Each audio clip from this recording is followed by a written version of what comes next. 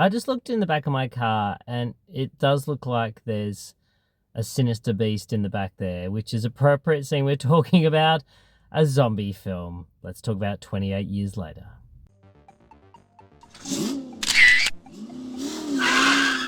G'day, it's Adam here again with another quick instant movie review for you. So last night I caught 28 years later. This is the third part of the 28 series of films. This one once again directed by the original director Danny Boyle and the original writer Alex Garland. So it's been basically almost 3 decades since the rage virus escaped from a biological weapons laboratory in London and completely desecrated the UK. So now, 28 years later, the world is kind of like this. Europe has been cut off from the rest of the world by the sounds of things, particularly the UK. So much so that patrol boats are running all around the coastline. So a small group of survivors who live on a small island connected to the mainland by a single heavily defended causeway are living their little life. It's very country, rural type of life.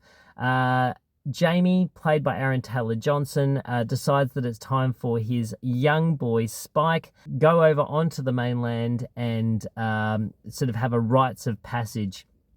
Well, Spike's mum, Isla, played by Jodie Comer, is sort of hemmed up in their house because of a mystery disease that she's got. They go and do their thing, and then after the rites of passage moment, the film kind of shifts gear a little bit more. It becomes more of a tale of, I guess, still of coming of age, but really the breaking of innocence. And if breaking of innocence wasn't, enough by, shooting an arrow through some infected people on a mainland, this then becomes Spike's journey to try and find a cure for this mystery illness that his mum has. And so some of the amazing things about this film is obviously much like the original film that was shot on a prosumer camcorder that used mini DV tapes back in 2002. I think the camera cost about $4,000. This film once again uses that sort of prosumer format using an iPhone 15 Pro Max. And lots of rigging obviously has been done there, so a lot of improvements have been done on here. They use a lot of cage work and aluminium cages fitted with lens adapters to really make some high quality footage out of what's going on here. But all of that is almost to the side because of the amazing performance by Alfie Williams, who plays Spike. He is an amazing young actor who hasn't done a lot of work from what I can see, and he really owns this movie. It's a lot to put a film of this scope on a young person's shoulders, and he absolutely sells the role beautifully. It's not pretentious. It's not overdone. It really feels like young Alfie has really embodied solid actors who have been working for many years and really honed his craft at such a young age. He really puts across that element of innocence, of evolution of his character. He puts it all out on screen.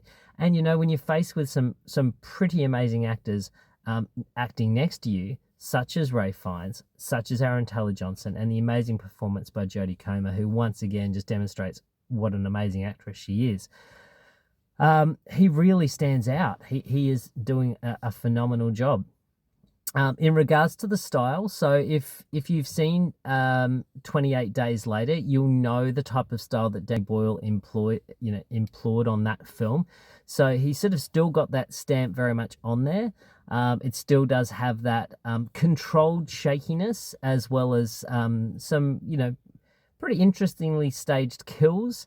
There's sort of almost a use of a bullet time. It does that part, sort of that arrow shooting through and sort of peeling around and stopping the frame a little bit, did feel a little bit kind of look what we can do, but we've kind of already done it before, just in different formats. So it kind of felt like, look what we can do when we're putting numerous iPhones together. So from a technological point of view, it was kind of a little bit of a unnecessary showcase, I'd probably put it down to.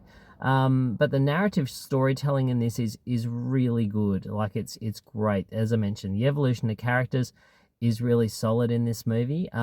The film does kind of feel a little bit like two films in one.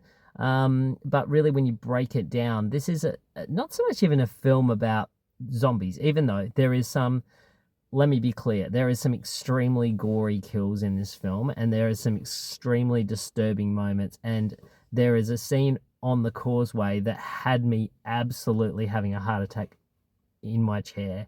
It was really intense.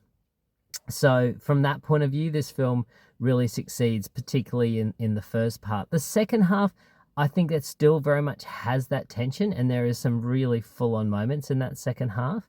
But it sort of evolves into a slightly different beast, and the presence of Aaron Taylor Johnson kind of gets pushed aside, actually, and it becomes then a film about, first part's about mum and dad and son. The second part's about son and mum.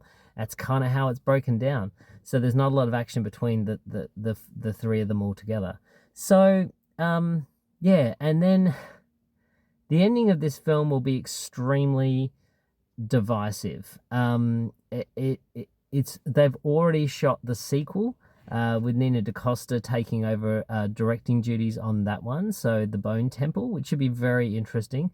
And I do hope that there's a third part to it as well, to sort of house this new trilogy. Yeah, it's a very interesting angle that gets taken at the very end. It almost becomes a bit, I don't want to say comedic, maybe sardonic might be a better word for it, a little bit Clockwork Orangey. And that kind of was a little bit left field for me. And I didn't really enjoy that part, to be honest with you, because I was so invested in the story that I'd been sitting through for the past 2 hours, to then have that 5-minute change come in. Maybe that's what's going to set the tone for the second one. It probably makes sense that that's where it's going to go, because it does need to be tonally a little bit different, especially if a different director's taking over. But again, Alex Garland. So in Garland we trust. So we'll see. I would probably go and give 28 Days Later a 7.5 out of 10. I did really enjoy this movie. I thought it's like nothing you're probably going to see on the big screen again this year. I think it is a very unique horror film, and that's a lot, saying that we've had some pretty outstanding horror already this year. Anyway, that's it from me. What is your favorite zombie film? Let me know. Comment below. Really love to know your thoughts, and I look forward to catching up with you all next time here in my car.